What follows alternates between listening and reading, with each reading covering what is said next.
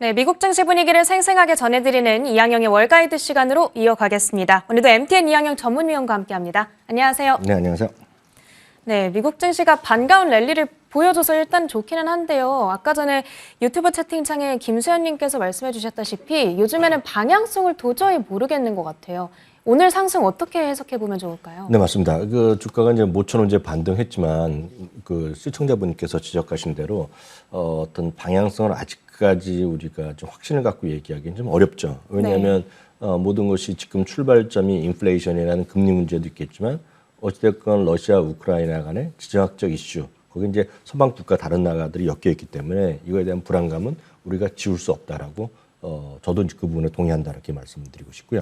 S&P 500 그렇지만 오늘 한 2% 올라갔습니다. 그리고 나스닥과 다우도 1.6에서 한 1.8%까지 오늘 나름은 일단은 성공적인 흐름을 보여주었습니다.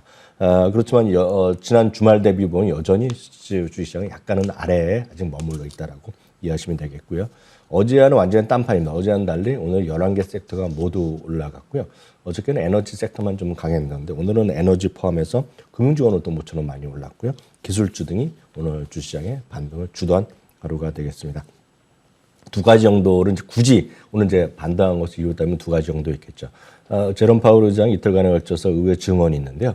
오늘 의회 증언에서 결국은 많은 사람들이 듣고 싶어하는 거 이거 아니겠습니까? 공격적인 금리 인상보다는 뭔가 좀 자제하면 좋겠다라는 얘기죠. 그러니까 25bp 금리 인상에 자신이 좀 더 선호한다고 얘기했습니다. 참고적으로 말씀드리면 연준에서의 금리 결정은 결국 많은 사람의 의견이 있지만 뭐 찬성 반대도 하지만 결국은 한 명이 결국 결정하는 거거든요. 그게 바로 제롬 파월 의장, 연준 의장님이 그만큼 막강한 건데요. 제롬 파월 의장이 25bp 금리 인상을 이제 강력히 시사한 거죠. 자기는 그쪽에 이제 보는 것이 되겠고요. 향후 거기다가 이제 그 다음에 나온 얘기가 물론 여러 가지 인플레이션이 계속 위에 있으면 금리를 계속 올려야 되겠지만요. 추가적인 금리 인상을 좀 공격적으로 하는 것에 대해서는 자제한다는 뉘앙스를 강력히 시사하면서 오늘 시장에 좀 도움이 됐다라고 보셔야 되겠고요. 또 하나는 이제 러시아와 우크라이나의 협상이 곧 또 다시 한번 있을 것이라는 얘기를 했습니다. 그래서 러시아 외무장관 여러분들 많이 TV에서 보셨을 것 같습니다. 그 사람 얘기는 자신들이 뭐 그들의 주장이지만요. 우크라이나 완전히 점령하고 이런 것이 아니라 우크라이나의 무기 같은 걸 좀 제한해서 자신들의 좀 국가적인 자기네들의 어떤 안보 이런 거를 좀 유지하려고 그러면서 이제 무기 같은 리스트를 좀 제한하자 이런 얘기 좀 하는 것 같아요.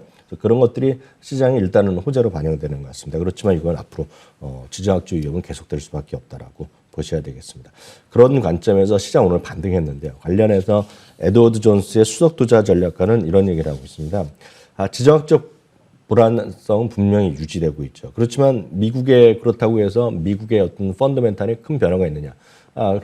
그렇다고 해서 이익이 줄어드냐. 이런 건 아니라는 거죠. 이 시각은 어제도 얘기했던 마르코 콜라노비도 똑같은 얘기를 하는 거가 되겠는데요.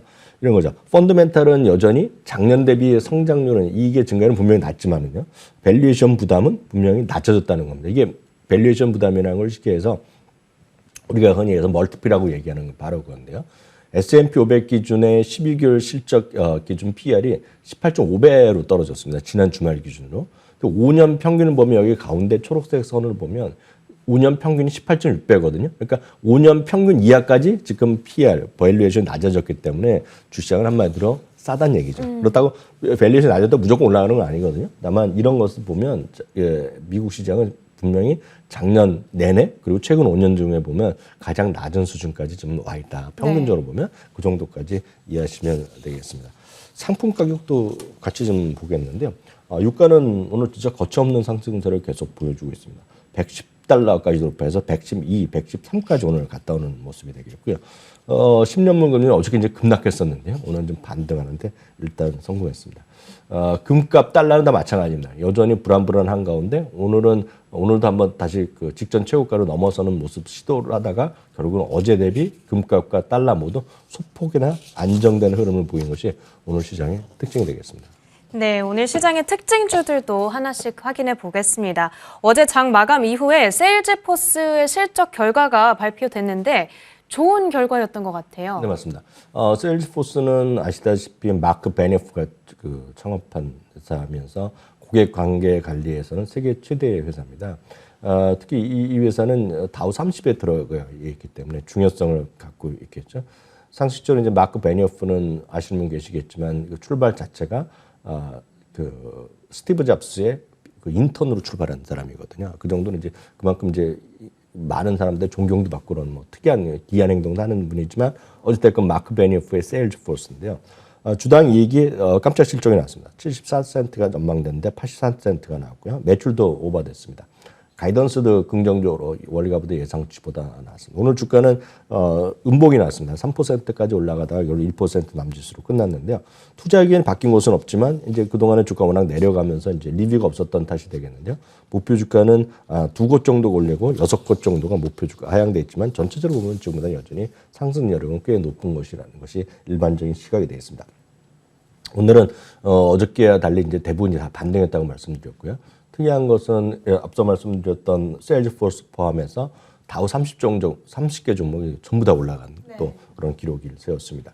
캐터필러 같은 것이 한 5% 이상 오늘 올라갔고요. 어저께 이제 3, 4%씩 다 떨어졌던 은행주가 오늘 한 2% 내외씩 오늘 올라갔습니다.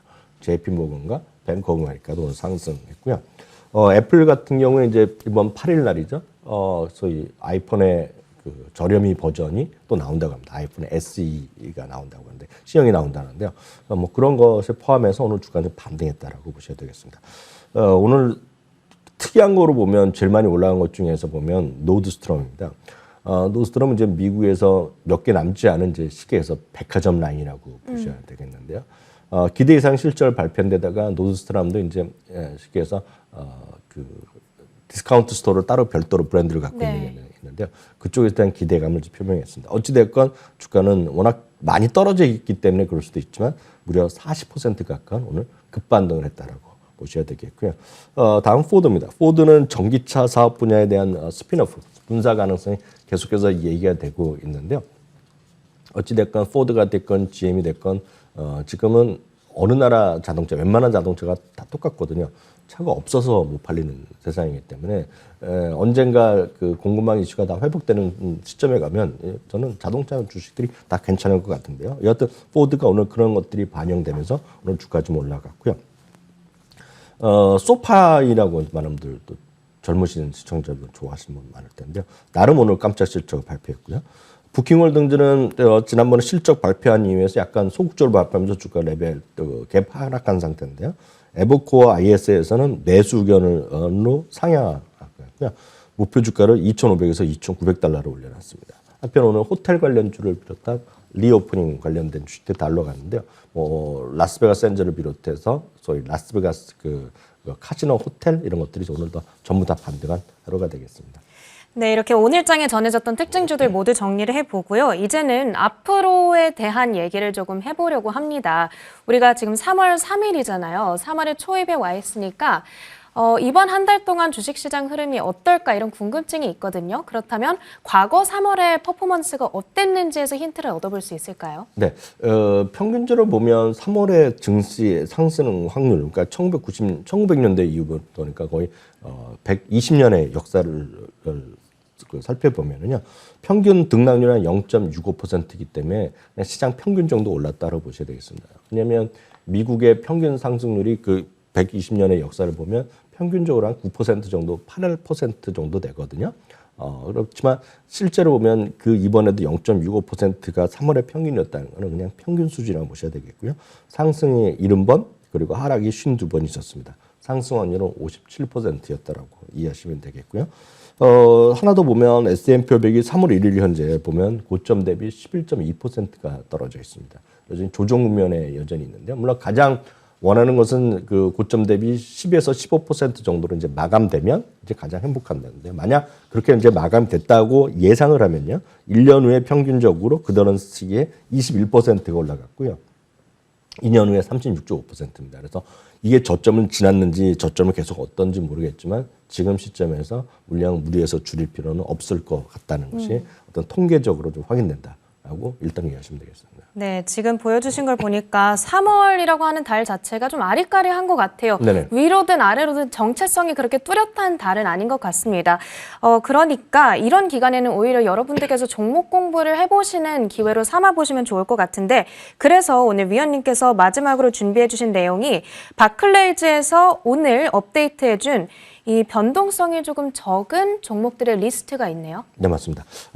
저변동성 주식이라는 것은 이제 소위 지수 대비 변동폭이 적은 겁니다. 그래서 이런 것들 좋아하시는 분도 있고요. 아니면 나는 그보다 지수보다 더 탄력적으로 움직이는 걸 좋아하시는 분이 많으실 것 같습니다. 그래서 이거는 그냥 지수 대비 플러스 베타라고 해서 그냥 쉽게 여러분들이 어떤 사이트나 이런 걸 통해서 아니면 여러분의 거래 증권사를 통해서 그런 데이터가 제공되는 한 그런 것도 여러분들 직접 찾아볼 수 있겠는데요.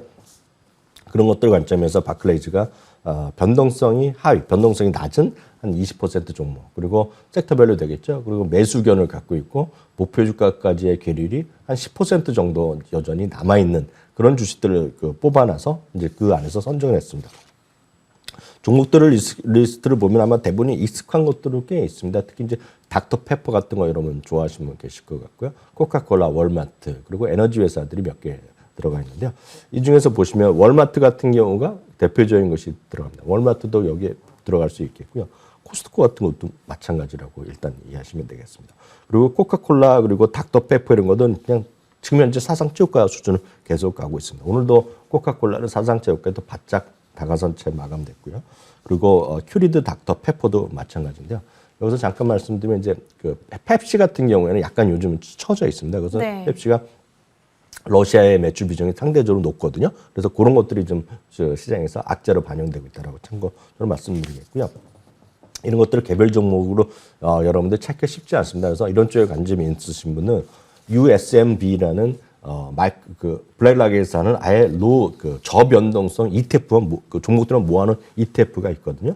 여기에 보면 이제 통신주라든가 크로우 같은 슈퍼마켓 이런 것들, 펩시 이런 것들 다 들어가 있기 때문에 이런 것들을 여러분들 접근하는 것도 괜찮을 것 같아서 오늘 마지막으로 소개해드렸습니다. 네, 지금처럼 전쟁이라고 하는 악재 때문에 시장이 많이 흔들릴 때 나는 이렇게 너무 흔들리는 거 멀미나서 싫다 하시는 분들은 이렇게 변동성이 적은 종목군들로 숨어 계시는 것도 좋지 않을까 싶습니다. 오늘도 미국 증시에 대한 다양한 이야기 MTN 이항영 전문위원님과 함께했습니다. 고맙습니다.